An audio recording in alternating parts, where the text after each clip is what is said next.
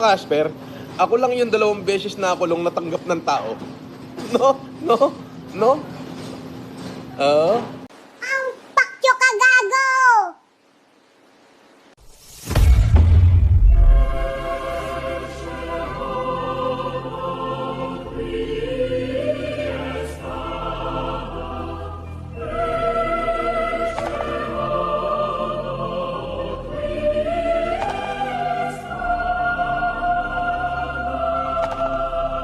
No question na eh. Alam mo kung bakit?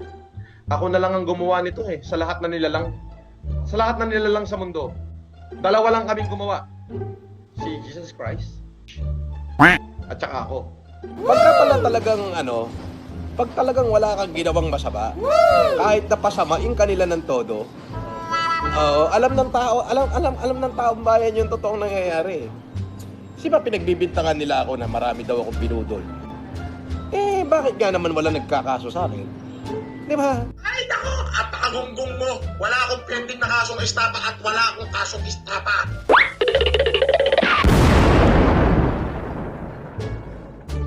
It was at this moment that he knew. He fucked up. Nakasuhan po ko ng estapa dahil nag-issue ako ng cheque na hindi po nag-push through. Minsan talaga pagka nauubusan ng pondo, tumatalbog ho yung cheque. Totoo po yun. May natatandaan lang ho ako dyan na meron akong complainant na tagagapan na kinasuhan ho ako ng estapa, which is naglaban ho kami sa korte at nanalo po ako. Yun po ay acquitted. Hindi. Di ba? Tapos, merong pinalabas kay Senator Rapi Tulfo na nagreklamo na mga OFW na nabudol, pero hindi ako nang budol, kundi ginamit yung pangalan ko.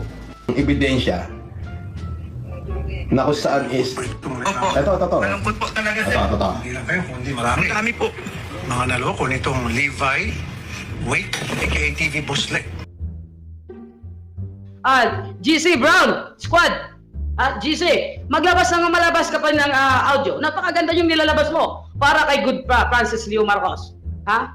Para yun sa lalo akong mahumahanga kung pakinggan nyo maayos ang mga video na nilabas niya, mga audio, na lalo akong napahanga ng ating pandemic hero.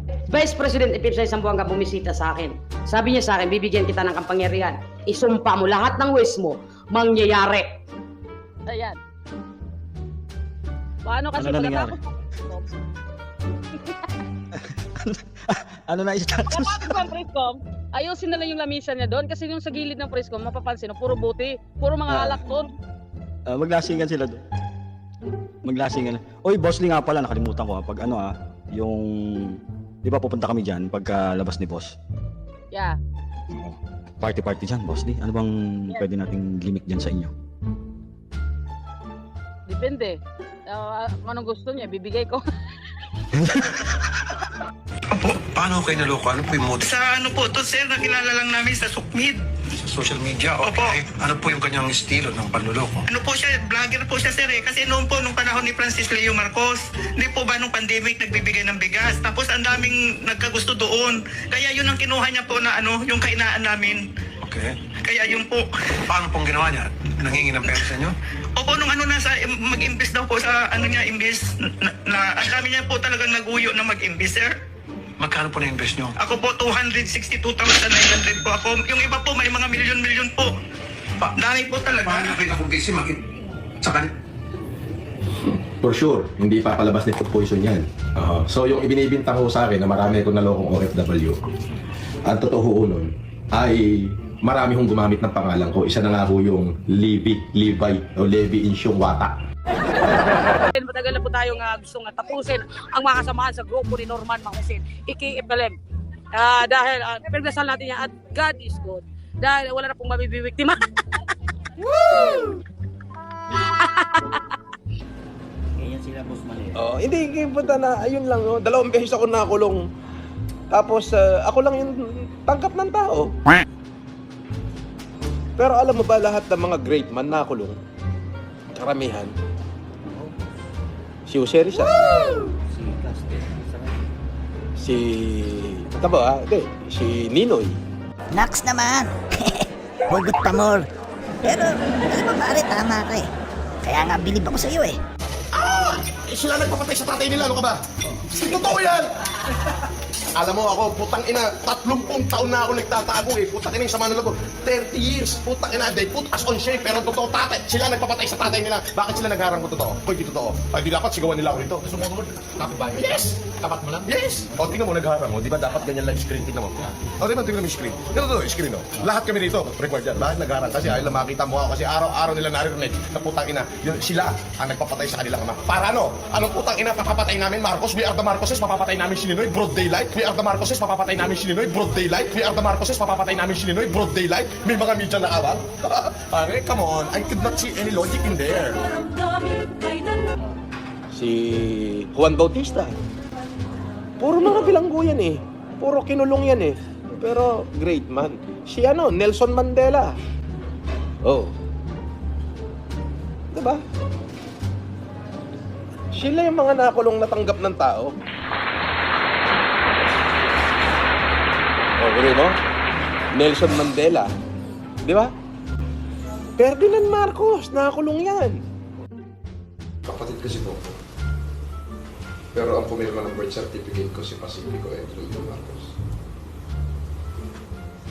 Yung kapatid. Si Mama, kapatid. Oh, anak ako ni Ferdinand Marcos. Senior. Kay Doña Remedios Carino Antonio. Yung prinsesa ng Cordillera. Bakit? Diba? Tayo lang, ako. Yung mga nabibilang ako dun eh. Weh, hindi nga. Kumbaga, nakakulong ako pero mahal ako ng tao. Diba?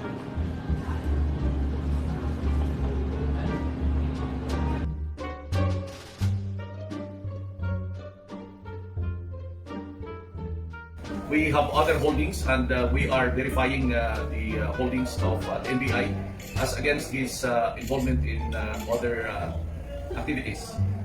There is also a warrant being verified. This one was filed by the NBI in 2006. The warrant issued for violation of the Anti-Human Trafficking in Persons Act. This is for qualified trafficking, so this is an unavailable warrant for his involvement in the recruitment of children. Also, we are in the process of verifying the true identity because we have been receiving reports that he had been using a name before, Norman Mangusit, sorry. Sir, ano po yung background po nung sa katilang po na ipalabas yung third case, third warrant po na bine-verify? Which one? Yung sa 9262? Yung last two, sir, na na-file, yung sa 2006, sir, yung final po ng NBI. 2006, we have here the agent who filed this case. He's now a chief, agent or Chief Dimitria. Chief Dimitria. He used to be my agent.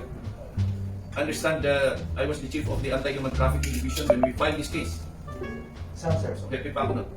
Dito sa Manila. Mo. Maraming namamatay sa akala. Akala ko din, dahil kung pera nung before pandemic, akala ko, kaya ko lahat ng kapitbahay ko. Ayun, nakakulong ako. Tarang yung buhay ito. Ako, yung kayabangan ko, pinangatawanan ko hanggang nakakulong ako. Nakakulong ako, di buti nga sa akin. Yabang ko eh. At least nanindigan ako sa yabang ko. 3 taon, 6 na buwan. Wala na, hindi ko na matatanggal yung norms. Sabi kahapon nung nakausap kong prosecutor, di syempre binigay ko lahat ng ID ko sa kanya. Ayan po. Sabi niya, sabi ko yan lang po talaga yung ID ko. Wala akong ID nitong isa eh. Ito po yung gamit ko talaga. Pinakita ko pati mga property ko, lahat. Sabi niya, wala ka na magagawa. Nakadikit na sa'yo talaga yung pangalang norms. Sabi niya, yun na yan. Which way or another, ikaw yan. Opo. Okay, sige. Sabi niya. Is Francis Leo Marcos based on sa ginawa ng mga magulang ko. Pero may birth certificate ka na, Francis Leo. Ay, hindi ko pa mo yan nakikita. Hindi ko po yan nakikita. May birth certificate ba si Norman Manusin? Yata, pero meron po. Kasi, Meron. Oo, So, meron. ano talaga yung na parents ba yung mother mo? Opo, siya po. Siya. Ah,